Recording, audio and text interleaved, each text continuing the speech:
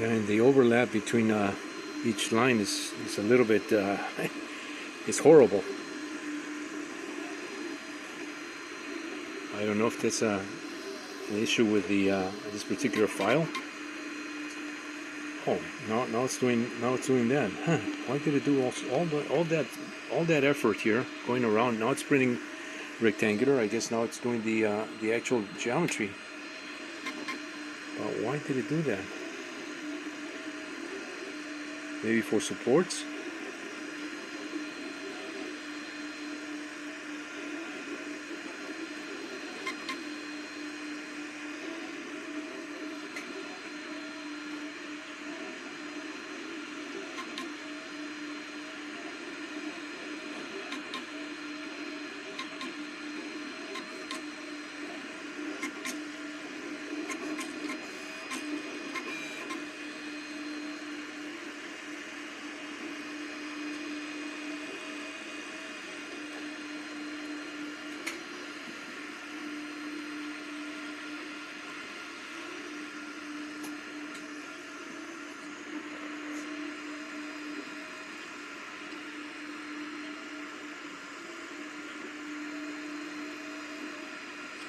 See if we can increase the no, there we go.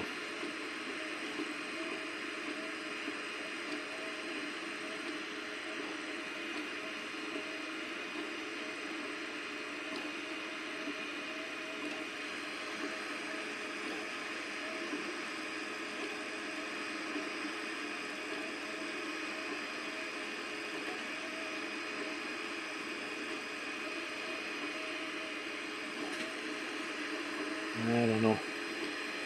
That overlap between lines seems a little bit too spaced out. I think these things should be overlapped a little bit closer so that it blends with the material and provides a much closer print.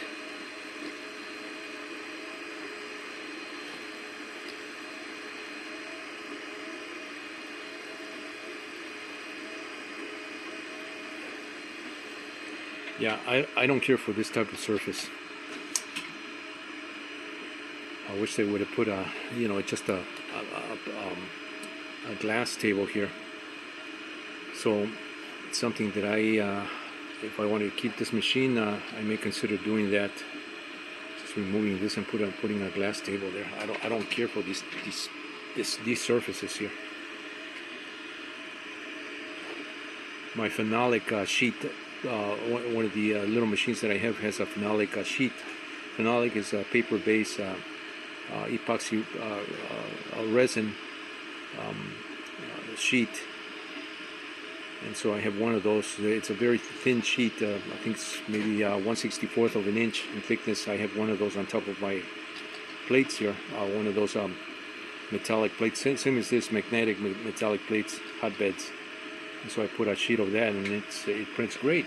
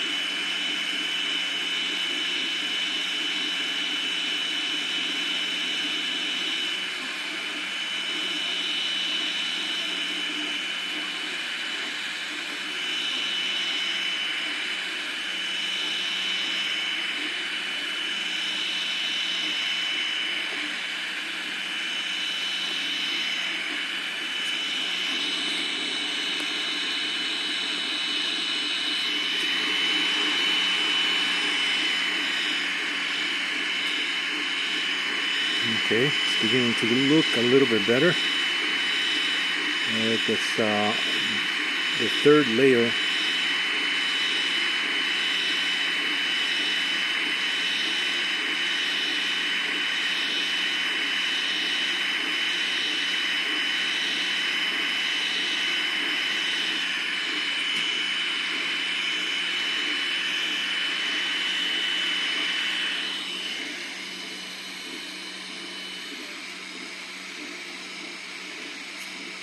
That is too bad that this doesn't tell you what layer you're on. It just says 12%.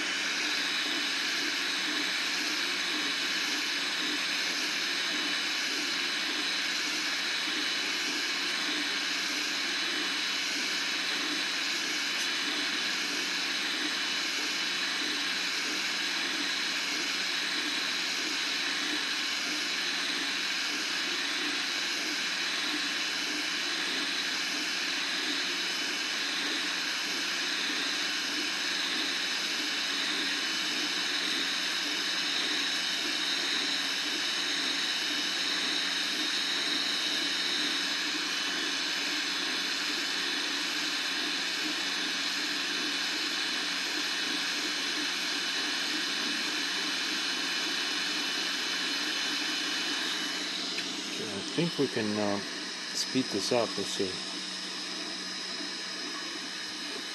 Nope. Print adjust. Print adjust. Let's print speed change. There we go. We are at speed 10%. Let's go 50% here. Let's go increase.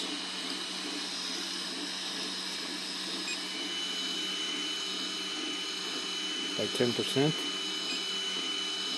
Here's another 10%. 130.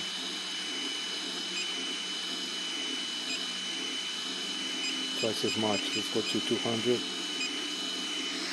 It's 200 right there.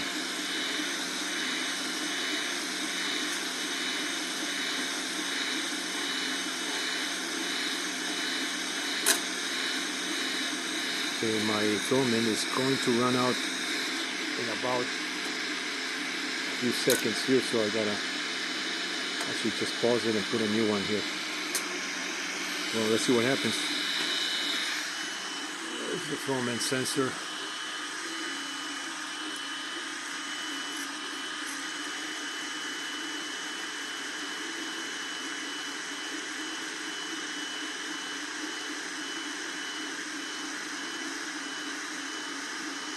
I like that it has this little light to let you know that it has filament through it, and I'm pretty sure when this runs out it'll go dark here.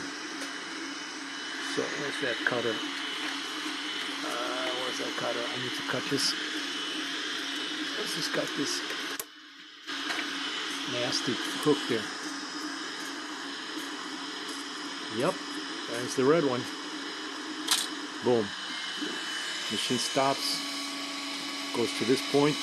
Let me change the filament and we'll resume this. Basically, it looks like it's printing okay, but it did all this work here, and I guess that's necessary for the supports that are going to support the tabs, and there's a little lid here. So I'll finish that and I'll resume in another part of the video. But it looks like it's doing okay. I mean, am I impressed with the machine? Yeah, it's got some nice features. I really like the display, like I said, with the image there, which is, it's a nice touch, but it's, you know, the more important things is the mechanical workings of this. I don't like the surface, even though it looks like it's grabbing, you know, provided you adjust it, you level it, and everything is at the right height. But I would prefer, you know, a glass table. I believe the larger version of this one has the Plus. This is the Pro, Artillery X Pro, X3 Pro rather, and the X3 Plus is the larger one that has the brackets here, which I that's another feature that I don't like, and that's the reason why I didn't get that machine. But you know, it's I still prefer my Anycubics. Believe it or not, man. Why don't they just, you know, why don't they just make a machine like this? You know, just go back to this architecture. You know, have a nice solid base here. Put the freaking controls right there, so you don't have this thing sticking out. All the I mean, look at this machine. Just the logic here, the you know, the approach to the design here. Nice clean surface here and panel, touch sensitive. Doesn't have the image like the other one, but that could be embedded here in a wider, you know, rectangular screen. Keep all the connections on the side, because it keeps it hidden. It prevents anything from breaking if you happen to touch something at the front. It's more likely for a card or some kind of a USB connector to break if you put it in the front, or if you put it on top, as some of these machines have.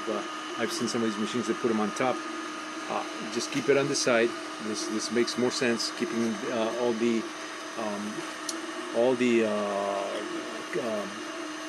SD cards on the side, or connectors. I wish this one had a connection for just a USB stick. You know, just you save your information through a USB stick and just pop it there. That way you don't have to, you know, transfer it to a card. You know, this one uses the larger USB cards here, and some other machines they use the little one. This one uses the real small ones there, which is also a pain in the butt. You know, too small is not good. Too big is too bulky. I think that's the right size, but I would prefer just, you know, just a USB SanDisk type connection just on the side, or maybe even like this, so that it's not in the way, sticking out. But I mean, look at this machine. It's nice surface. You know, this glass surface. I've had these machines for several years now, and they perform. They keep on ticking. They take a licking and keep on ticking. As that saying goes. I just love the architecture of this machine. You know, and it's unfortunate that Anycubic went back to, you know, just the extrusion types, and they walked out of this completely out of this architecture here. I wish, you know, some company would take note of that and maybe listen to what I'm saying here. They obviously have listened to the at least this company has listened to maybe some of the comments. I don't know where the I don't know where they, if they did it on their own, you know, with as far as the image. Maybe from a logical standpoint, you know, I'm not the only one that thought about that, but I did mention that in some of the comments. And I know that some of these manufacturers, if I was a manufacturer of machines, I would be looking at the comments of people on my competition, you know, so that I can, you know, have a much better angle and much better advantage in designing something. You know, I'm listening to what people want, and that to me is a great feature of this machine. I don't like this thing sticking out here, this magnetic thing. It's you know, now you have a connector here that looks like a telephone type of plug, which you know, those things can break real easy. And the same thing on the side here. They put the connector on the side with this extension here. Why didn't they just angle this? You know, elevate this a little bit better. The material and the effort that you're employing in doing this, I think, can be done a lot quicker, cheaper, and easier, and more from a functional standpoint. It's, you know, it's a lot cleaner, a lot better. This too, with the connectors here, you know, it's distracting to have these these things in the front. You know, just put them on the side, hide them on the side. Get the pan over here and you put this on the side somewhere. Anycubic got a, you know, they did that with just an extension, just a little cable there. You know, it's so these are the things that I look for in a machine. You know, besides the this machine being solid, well built, and functional. You know, it's gotta be precise and repetitive. So at least, you know, if you buy a machine, you know, to do work, you know, for sale. If you do a hobby machine, I mean, you may as well just go with one of those extrusion machines, you know, just for hobby purposes. This to me looks like a machine that's trying to attract the customer, this you know, above the entry level hobby type customer. And I think they should have just put a glass table here. Just go with a glass table. It's a nice size. Machine's nice. It's got good color. It's got this kind of a dark gray, almost like a gunmetal color, which is really nice. I like the cover. I even like these cables here, the way they did this one. But you know, at least finish the other one. You know, if you're going to cover this with this material here on the surface, finish it. So it's aesthetically, it's continuous and it's more pleasing. This right here is the 3D printed little box that they did. You know, they're using injection molded parts here. These are all injection molded plastic. Even this tool holder is injection molded plastic. Why change that and just go with this little box here? It's 3D printed. You know, if you're going to do this, you may as well injection mold that part, because look, this is how this came, and it was rattling there. So it's you know, when you start doing that, it's you know, you're cutting corners. How much is this going to cost you additional? You know, and just complete the machine. You know, injection molded parts, use injection molded parts. You know, don't start mixing things like that. You know. Anyway, we'll see what happens in my next once I finish this.